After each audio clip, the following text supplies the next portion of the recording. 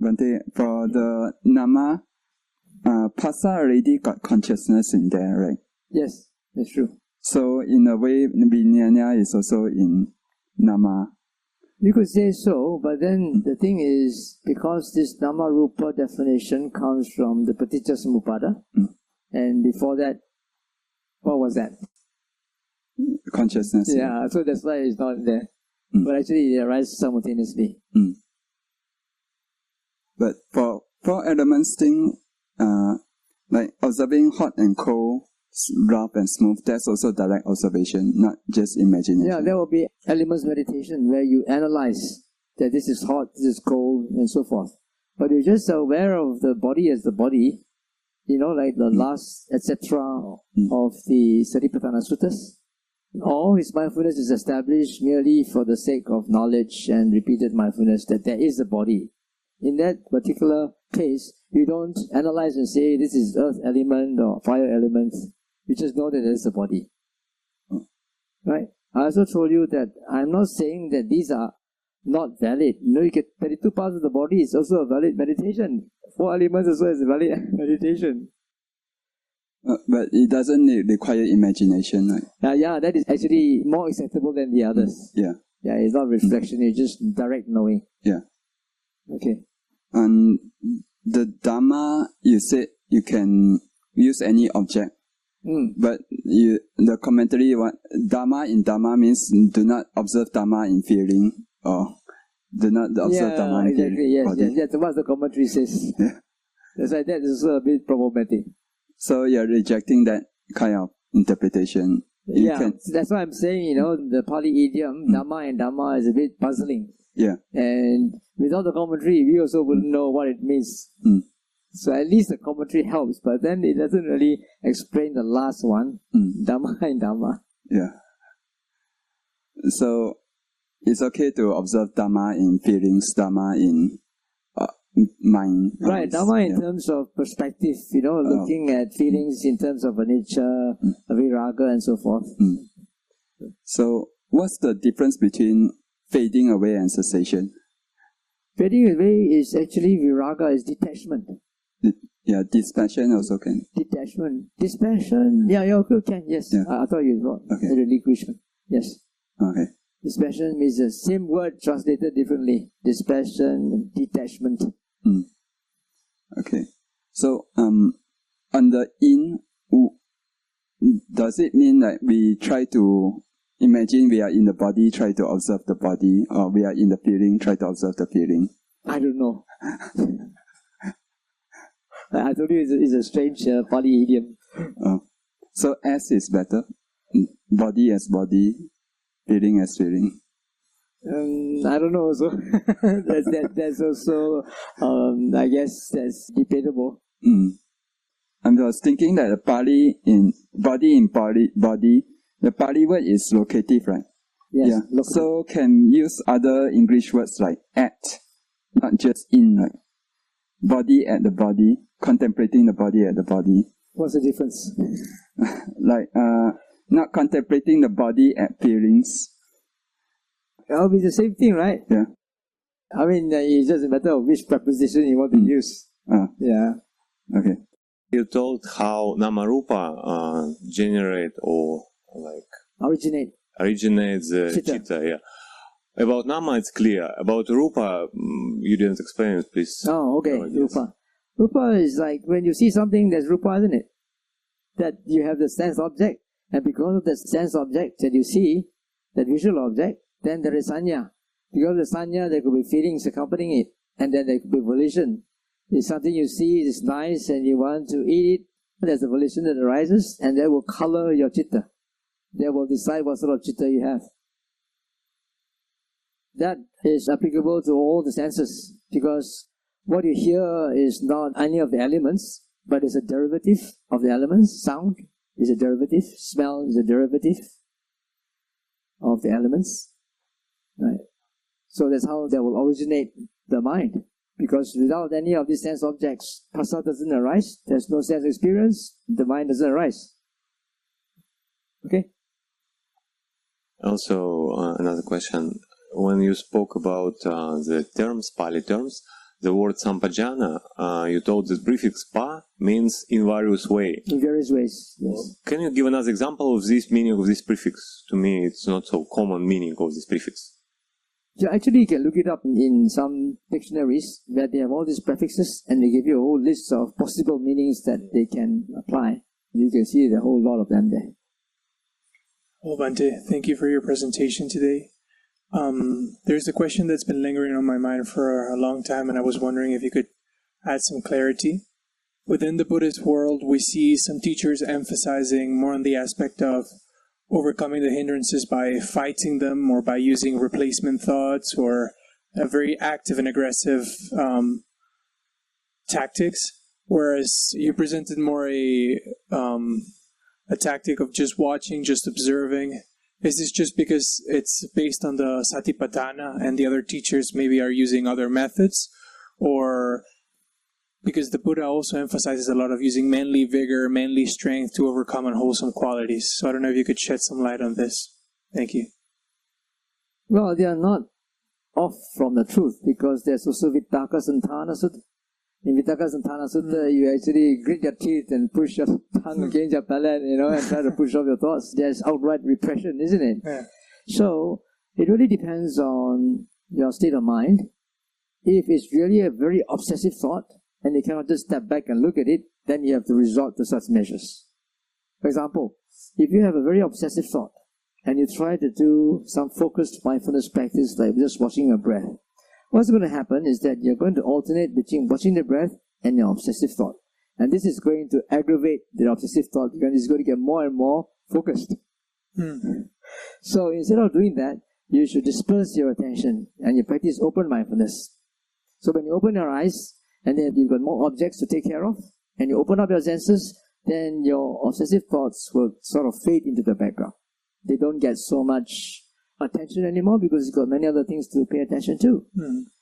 If that also doesn't work, then you might have to do something more challenging that will need to demand your attention. For example, go rock climbing or something like that. So you'll be forced to be in the present and not think of this and that. Yeah. But in regards here in the monastery, there's not many opportunities to go rock climbing. Oh, you go stream hiking. That's great. You make sure that you don't slip and fall into the water. And perhaps an additional question would be, how can we gauge effectively how much inward or outward our attention should be? Mostly inward. So if you're talking about watching externally, as I said, that was specific instructions given to one particular monk. But if you can't do it directly through psychic power, you can also do it by observing people's behavior. Right? You can see from their body language, they are angry, they are very deluded, they are very attached to certain views and opinions. You can see, right, the way they talk, the language they use. Right? So this is observing externally. So you can observe internally first, and then you can sort of extrapolate and actually be in a better position to accept everybody else. Because you are also subject to causes and conditions. You are the product of causes and conditions. Sometimes many of them are uncontrollable, and so are others. So when you can see yourself and you understand that you are the product of causes and conditions, then it's very easy for you to accept others, isn't it? Now, the reason why we cannot accept others is because we have so much expectations of how people should behave. But they cannot behave the way you expect them because of their past conditioning. So that's why it's best to start inwards and understand yourself first. Then it's very easy for you to understand others and accept others. When Bhante, you talk about nāma-rūpa generating citta, in the paṭiccasamuppāda, nāma-rūpa and viññāṇa are commonly arising. Could we conclude that here citta and viññāṇa are same?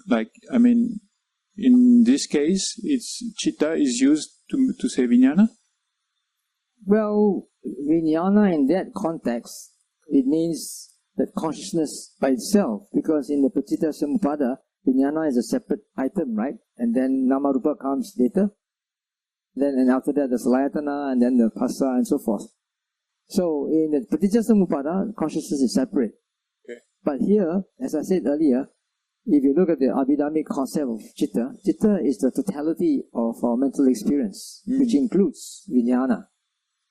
Okay. But as I said also, within the nāma, all these are actually arising simultaneously with the viññāṇa. They are actually inseparable. So if we talk about dependent origination, they are depending on one another to arise, not necessarily in a linear fashion, but simultaneously. Okay. Is there anywhere in the suttas where we can find that citta is equal to viññāṇa? Well, it doesn't say that, but there's one particular sutta where the Buddha gave a simile of a monkey jumping from branch to branch. When he grabs one branch and he gets onto another one, he will let go of this branch and he grabs onto another branch. And he says that is the citta, that is the mano, that is the viññāṇa. There seems that these are somewhat related, but not necessarily synonyms. Okay. One of my favorite way to explain that sati means remembrance is that I usually say that it's remembering that we are not the body and we are not the mind, we are not the five aggregates. But according to your interpretation of, like when you say that in MN 10 and Digha Nikaya 22, we shouldn't include the Four Noble Truths in the Satipaṭṭhāna, then this wouldn't work, no? Well, you can use sati for various things, where the Buddha also talks about develop the sanya of anicca, develop the sanya of anatta, develop the sanya of asubha, right? Asubha sanya, anicca sanya, anatta sanya. But how can you develop sanya? Sanya is a resultant. So you develop sanya by using sati. To give you a very good example, if you're learning a language, you need a lot of sati, a deliberate memory to memorize the character and also to remember what sound you're supposed to produce by reading that character and how to articulate your tongue and your voice box to come out with that. So that involves a lot of sati, a lot of deliberate memory. But after some time, when you become fluent in it, it comes automatically, isn't it? That's where it becomes sanya, so-called becomes sanya. Okay. Alright, so that's why when you talk about remembering that this is not mine, remembering that this is not me, that is anatta sanya. You're developing anatta sanya by using your mindfulness to reinforce and to embed this in your subconscious so that it becomes sanya later. Can we make this link saying that when I remember that I'm not this body and mind, then I become present. I'm practicing Satipaṭṭhāna in the way you explain, like ardent and internally, externally, like Jesus. I think here you see when the Buddha explained about the Satipaṭṭhāna, he says these four Satipaṭṭhānas. Then he says how is a bhikkhu mindful, and then he says he's mindful by repeatedly observing the body as the body. So actually, he's actually reminding himself to, or not as the body, well, repeatedly observing the body in the body, whatever that means. Okay. You see, if you translate it as repeatedly observing the body as the body, feeling as feeling, mind as mind, right? Then you can say, well, body is body, it's not me, not mine, not myself. Correct? Yeah, but this is nowhere stated in any of the commentaries that it should be viewed in that way. The commentaries say that body in the body means you look at the body in the body, not in the feelings, not in the citta. But as he pointed out, it doesn't work for Dhamma. Bhante, in your interpretation of the Pali words, eka-ggacittā and samāhita, they're quite close together, no, in terms of meaning. How do they differentiate both of them? They are quite close. You could say, yeah. Actually, sometimes the Buddha uses a lot of synonyms, like ekodi Buddha. Ekodi Buddha is also unified, and then samāhita, and then eka-ggacittā. They seem to be very close synonyms. Okay. Right? You see, he even defined, what is meant by eka-ggacittā. Eka-ggacittā means avikitta citta. That means the mind that is not distracted. That is eka-ggacittā. When you talk about the Dhammānupassanā being basically observing the characteristic of the other three. So then we could just translate Dhamma here as nature. I don't know, you can translate nature or characteristic or quality. Yes. Or law, or whatever. I don't know. Is it different? But it would be different because usually the translation is mental content. No, it's phenomena. The usual translation is phenomena. Well, you can say phenomena in a sense, but then it's not phenomena in the sense of a mental object, like the 5 aggregates or the 5 hindrances or the 6 internal and external sense bases. It's not in that way. Yes. It's phenomena in the sense of the way things are. You see nature. Yeah. Right? Okay. Very good. And last question is about this internal-external. My interpretation would be, is like, we can do like, for example, observing the reality being internally, externally watching like the objects, and doing both. Wouldn't that make sense? To be like internally, like inside, and then externally, just watching the object and trying to do both at the same time. How can you watch external feelings? Or external mind. Yes. Well, yes. When you look at the 4 elements, you experience the 4 elements within your body, you can experience it. But externally, how are you going to experience it? Unless you touch, there's your tactile object. But otherwise, you don't see, you only see form, you see a derivative, but not actual 4 elements. The only way it would work is like if you consider that even feeling is external and just internal is just being in introspection, like kind of like focus internally, and all the rest would be external, like feeling. I think there's a Goenka interpretation, isn't it? Internal, external. I don't know. I read it somewhere that the objects are external. The subject is internal or something like that. Yes, exactly. That's what I wanted to mean. Is like internal would be subject and external would be object. That's one way of interpretation, but it's very unusual. Okay. Yeah, because the Pali Canon or the commentaries, they don't separate subject and object. Like the Advaita school, non-duality. They do? They don't? They don't. They don't? Not as far as I know. Okay. Bhante, Venerable Analayo seems to have actually the exact opposite reading about kāyānupassanā, because from his comparative study through all the different versions of the Satipaṭṭhāna, and even in the Abhidhamma Vibhanga, it is the 32 body parts, the corpse decay, and the 4 elements that match up. Have you heard about this? Yeah. What are your thoughts on this? Look at internal evidence. The Vibhanga is the Abhidhamic stuff, right? And also, of course, there are also other Satipaṭṭhāna materials that are available in other schools of Buddhism. And that's done by Sujato in one of his books. Yeah, I'm not taking that into consideration, but it seems that, yes, there seems to be some sort of Satipaṭṭhāna material that different schools have at that time, but they're not always in agreement. If you look at the tabulation of their similarities and differences, yeah, you see that they don't always agree.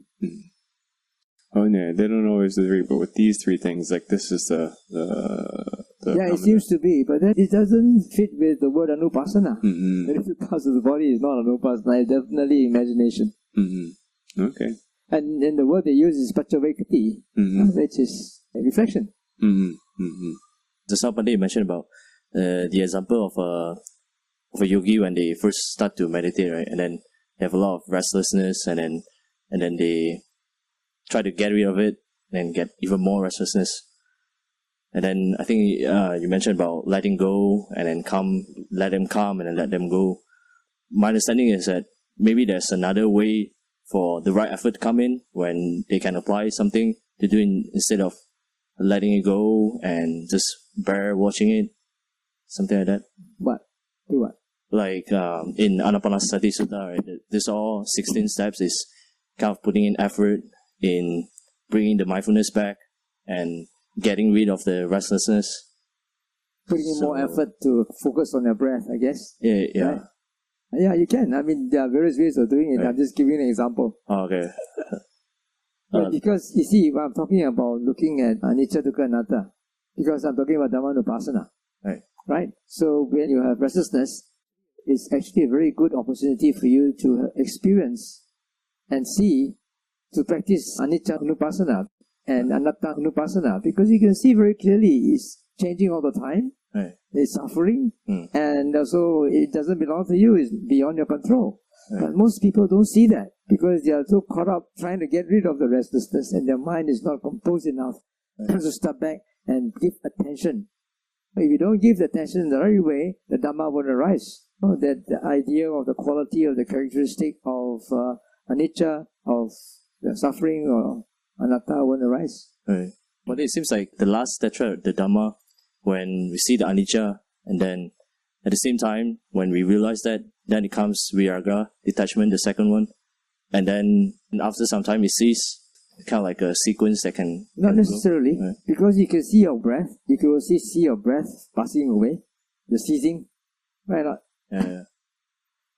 You can also become detached from wanting to control the breath. And initially you want to control the breath, you want to see the beginning, the middle and the end, and later on you find out that that's too stressful for you, you let go. So that is also a form of detachment. You can see what is going on in your mind. But while you are trying to practice the first tetrad, you know what I mean? Yeah. You mean practicing the first tetrad and then, but at the same time? At the same time, you can also move on to Dhammānupassanā. Okay. Actually, it's not confined to that. Even when you're doing the second tetrad, also you can see how the feelings and your sukha and the piti also arise and pass away. They're not there all the time. And then you also have a feeling of detachment. At first, you have a very strong attachment to them. You want to create them and enjoy that. But later, you look at them more often, then you sort of let go and become detached. So my last question. So I'm quite interested to know about sati. So you mentioned sati about is you interpret as remembrance. Right. So then I was wondering, because as far as I know, Pandit, you're good and very fast in learning new languages. So, and just now you mentioned about need a lot of sati to remember words and to learn new language. So then my question is that from Pandit, your past experience, right? This sati in particular area, let's say learning a language, does it means that when you have a good sati in this place, it can relate to meditation, or when you learn something else where you have the same strength or level of mindfulness there, sati there? I think so. Yeah. Because it is a quality that you are developing, but the object may be different. The quality is there, but the object may be different. That's why people who practice meditation well, they can have better memory, they have better presence of mind because of the development of sati in their practice. That's why it also helps them in their daily life. So it does help. It's a matter of practice. For example, in my retreats, I will ask my students, my yogis, to recite Dhamma rhymes by heart. The anchor, rule of thumb, is to the monkey mind. These people are not used to memorizing. So for them, it's very difficult at the beginning. But then towards the end of the retreat, it's very easy. I'll give them new rhymes and they can pick it up easier. Because research has shown that when you are doing this sort of activity, you develop certain parts of your brain. Right. And so once it is developed, then it's easy as you pick up other things. The reason why I asked this question is because also from the research that when you learn to remember a sequence of numbers, that memory strength you can apply on words. So when somebody is good in learning language, doesn't mean that they are good in learning something else. So remembering words, it's just that different area. Yeah, words and figures, right? Yeah. Words and figures are different. I agree with you. I have very bad hate for figures. Okay. I don't know. I haven't read the research, but I agree. Okay. Yeah, it's a different aspect. But then, this is different. But then, if we talk about meditation, then it can relate to that, like good sati in learning. Well, if you make a deliberate effort, for example, I made a deliberate effort to memorize some of these citations, SN 47.2 and 47.42 and so forth. I made a deliberate effort to remember them. Okay. So that's why I can remember. But otherwise, normally I wouldn't be able to remember. Okay. So I guess if it is a weakness, then you have to put in more effort to train the mind. Okay. So at one time, while I was doing yoga, we have to hold our breath for a certain time, right? So number of breath. So I would sometimes do it in different languages. 1 to 20 in English, 20 to 30, 40 in Burmese, and then 40 to 50 in Hokkien. So at first it was very difficult for some of the languages. I had a very difficult time trying to get into my brain. But once it gets in, then it's very easy, I can just transit from one language to another doing the counting. But it takes effort. So it also can mean that the certain parts of the brain really grow, and then you make it like the effort need to put in to grow that part of brain. Yeah, exactly. And then after that, right. Then it will be easy. But you have to keep on sharpening it. Okay. Yeah. So the breathing in and out for MN118. Every time the sutta says breathing in and out, I train to do this or that. Then is it like Mahasi Method, going back to the breath, then pay attention to something else, then breath, then something else, switching attention here and there? How is that related to the first tetrad? Like, because all the tetrad, breathing in, I contemplate. I see what you mean. Yeah. Yeah, you could say that. He's actually still breathing in. He's aware of his breathing in, but he's looking at other things. Except for certain things like, when you go beyond the breath, when you re-tranquilize the body, bodily formations, there's no more breath, right? But that is only training the mind to tranquilize it. Correct? The last step of the first tetrad is training the mind to tranquilize the breath, the body formation, right? But once it is tranquilized, then there's no more breath.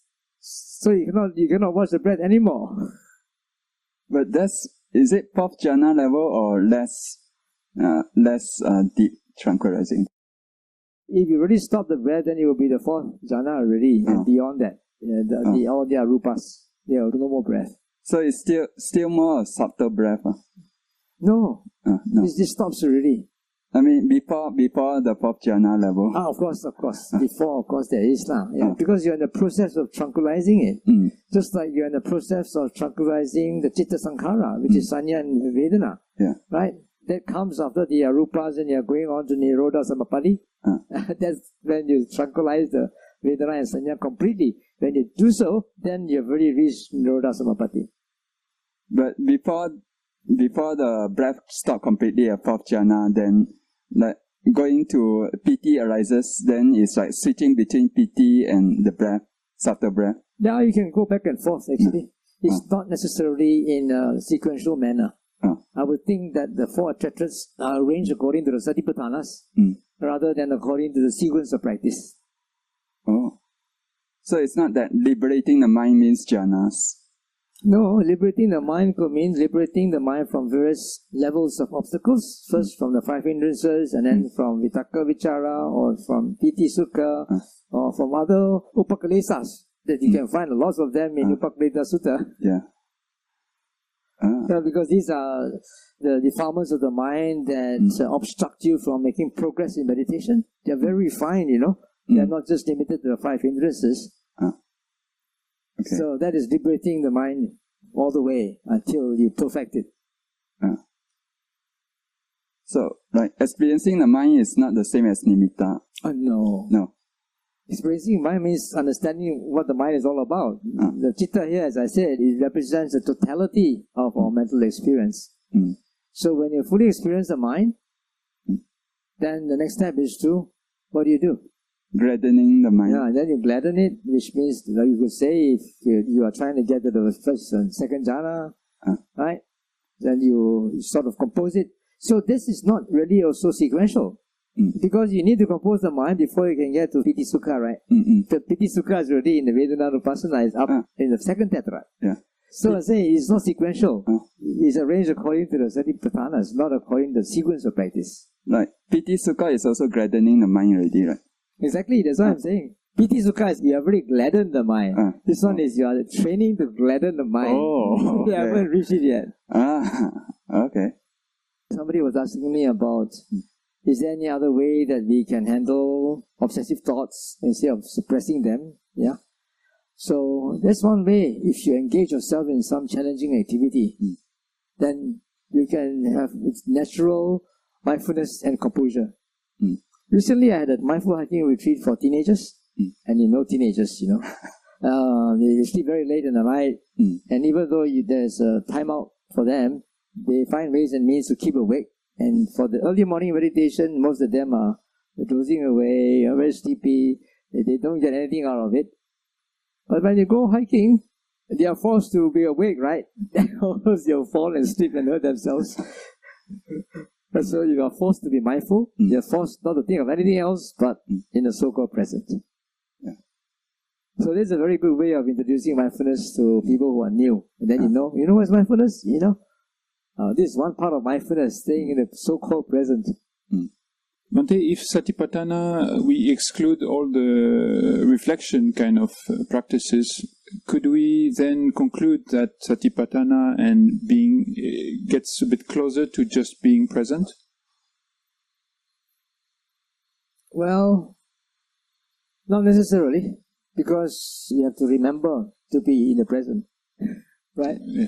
You have to remember instructions on what to do, and remember to always come back to watch the body in the body, feelings in feelings, and mind in mind, and so forth, and Dhamma in Dhamma.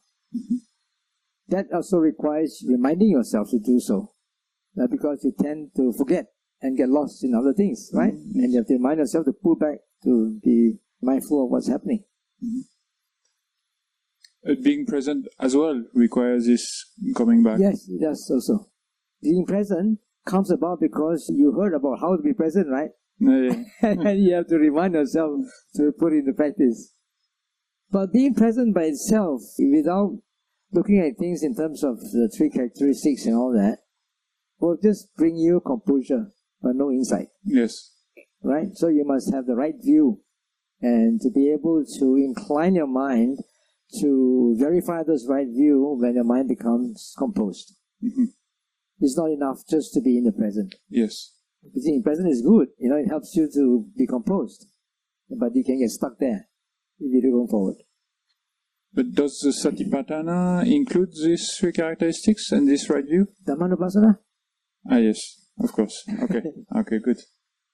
So it's basically being present plus verifying the three characteristics. Right. You see, remember, in Vibhanga Sutta, where the Buddha talked about Satipaṭṭhāna, then the development of Satipaṭṭhāna, and the way leading to the development of Satipaṭṭhāna. The way leading to the development of Satipaṭṭhāna is a noble eightfold path. Yeah, and it starts with right view. Okay. Question related to our previous exchange, Bhante.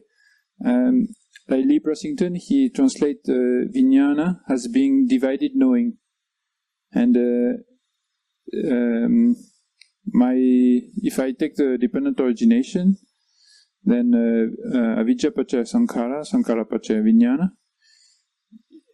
If viññāṇa is divided knowing, therefore vijja, contrary of avijja, would be before divided knowing. Like before I start dividing things, this is vijja. I don't know. I mean, first time I've heard of it being translated as divided knowing. Okay.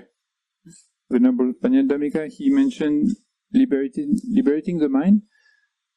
One of my interpretation of liberating the mind in the Ānāpānassati Sutta is the contrary of focusing and just defocusing, which has some basis also in some other suttas where the Buddha advised the nuns to first focus the mind and then to defocus the mind.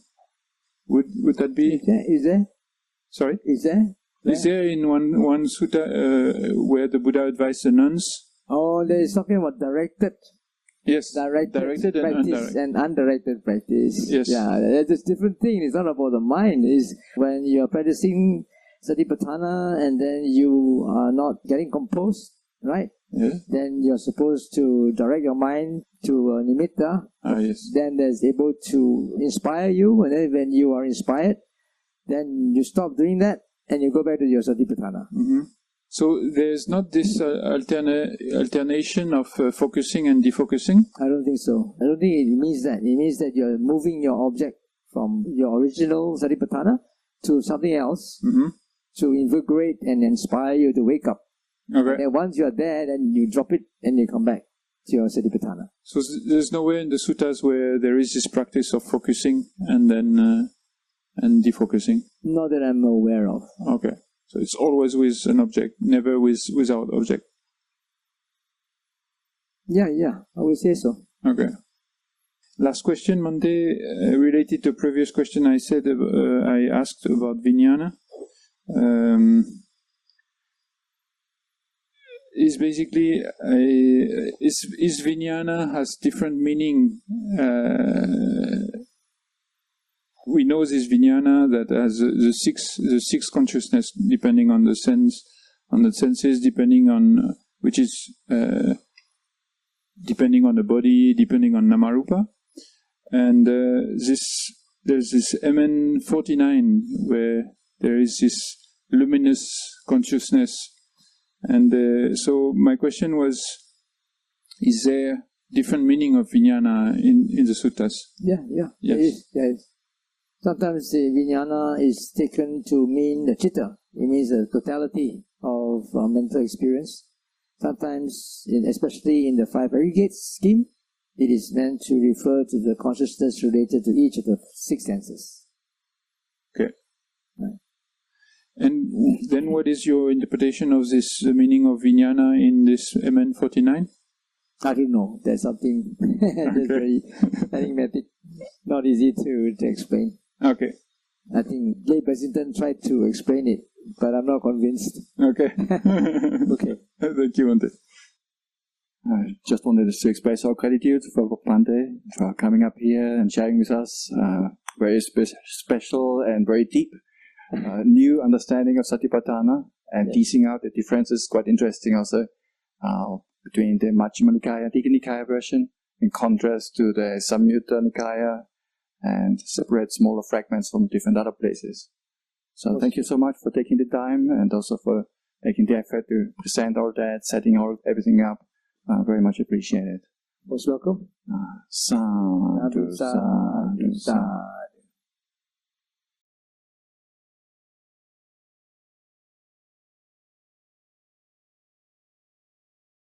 When showing this second general principle about the kāyānupasati, about the 32 parts and the last three.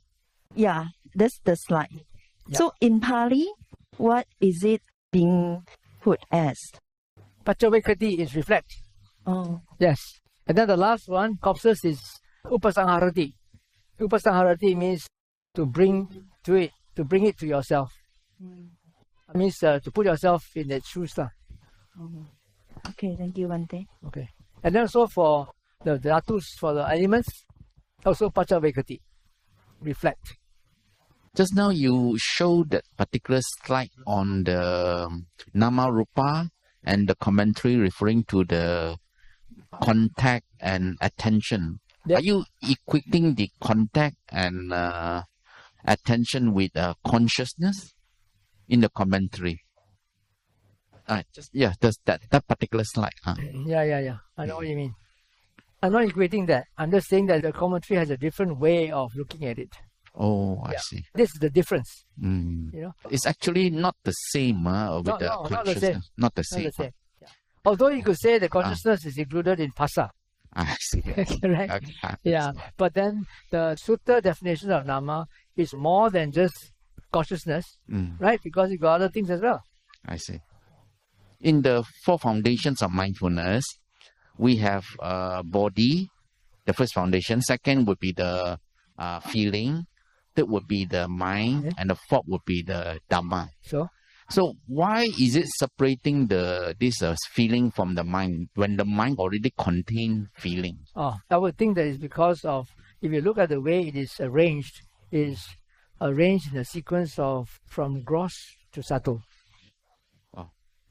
Right? Yeah. Body is gross, Vedana, feeling is gross, and then citta is more subtle, and then Dhamma is even more subtle. I see. Thank you. Nice. Welcome. Bhante, just now you mentioned in Citta-nupassana, you say it is not applicable because we cannot read other people's minds. Why can't we apply it to our own self?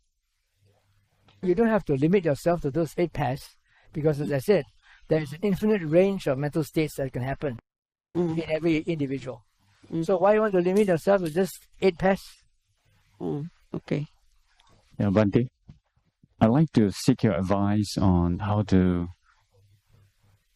practice being aware of the mind and the body on a daily basis.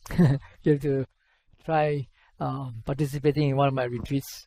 You can't answer that. Or you go to SoundCloud and listen to some of my retreat talks. Yeah, or you can go to YouTube to look for that. Bhante, can you please clarify again about one placement, the eka-ggacittā. Is placing your attention in one place. One place does not mean one single object. One place means the place where you want it to be. It could be also all the senses. Can you repeat that? Including all the senses. For example, when you're doing open mindfulness, yeah, you are not just looking at one object, right? You're looking at many objects happening in all the senses.